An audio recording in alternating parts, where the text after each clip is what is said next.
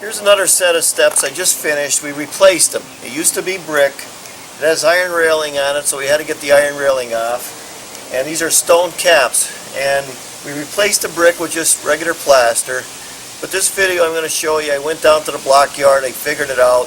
Just a couple additives that might be a little more interesting. Now we're going to replace a set of steps here. One of the things that's going on is they're all deteriorating, and the stone is going backwards instead of frontwards. Not only that, right here we got 9 inches. Next one we got 8 inches.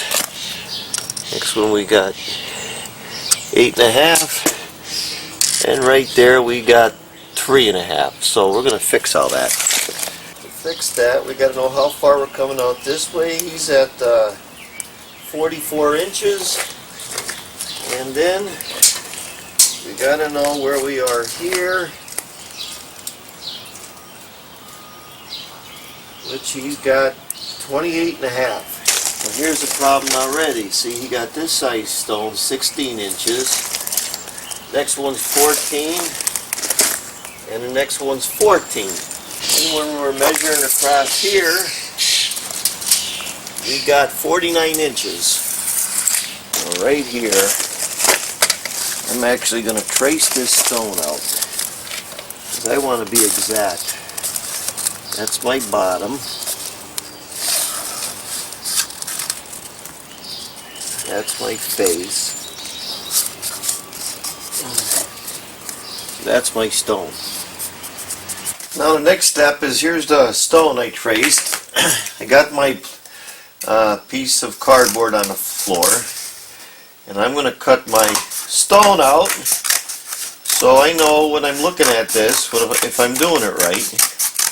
This is what you call a pattern. When you're doing stone, you got to forget about the rulers and do a pattern. If you could see this, this is the top of my porch. These are the steps that I traced out. Remember, it had 28.5 inches, which means everything is 7 1/8 inches. That one's 14.25. This one's 21.5. And I got my whole pattern set out. Now I'm going to go up there and show the owner what's going on. There's glad to see you. I need a break. Yeah. Well, there's the owner ripping it apart. Now we're up here, and that's going to be our pattern. We're going to know exactly where the steps are going to go. Now I'm down at the block company, and it's noisy as hell. But you see how I'm figuring it out? I'm laying it on the ground, and then I just pick up what I need. Now here's a point I want to make. You got to lay your pattern out. Sure, you use a ruler to get it going and use your square. But when I was a kid, we would go up to the quarry and give them the pattern, and they would make the whole set of steps. We put them on the truck and we take them to the job. And if you look at those old jobs from the 50s and the 40s, that's how they did it. So I always say you got to lay it all dry so you know exactly how your brick is going to go. Whether to use this, marble, regular stone, like this. You got to lay it out dry. And then you take it to the job. No use taking all the materials to the job unless you know what you need and what you don't need. But laying it out dry is the way you do a set of stone steps. Well, I got it all laid out dry. I'm going to put it in just like this. Okay. So I put my bottom in. It's already pre-measured right here because I'm putting a level or the railing in. Just going to help pull the bottom of that railing in. Little trick. Got the first step on right there. Okay. Okay, right. Did that work? Sure. Okay. So I'm building my top step. Laying them right in there.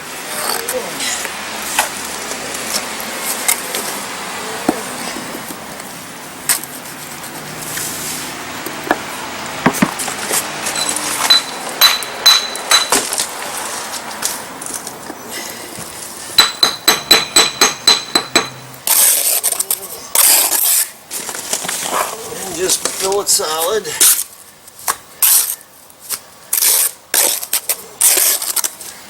So this was the stone that was 16 inches. We're going to cut it down to 15, a little less than 15.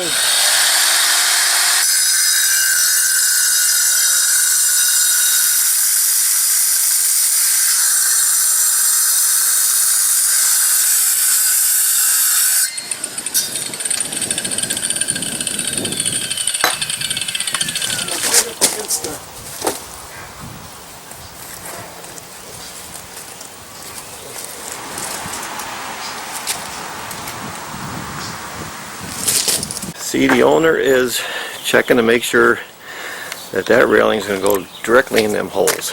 I'm just putting a coat of plaster, the first coat. Then after they get the railings in, I got to come back and just hit it one more time because I got to pack the site. Now we're back at the steps, and the welder came and he welded on down in here the iron railing. So now we're down here on the bottom, and what we're going to do is we're going to pack it under there so that it doesn't fall off. Now I'm mixing some cement all up. So what I'm using for under the iron railing was this rapid set mortar mix. It sets real quick. 15-20 minutes you're done. And get it in there.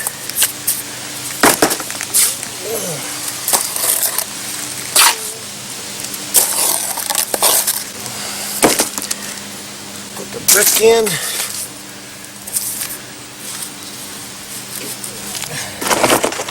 Pack it up in there around that iron railing.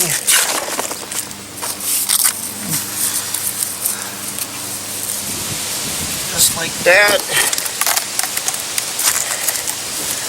Some down in there.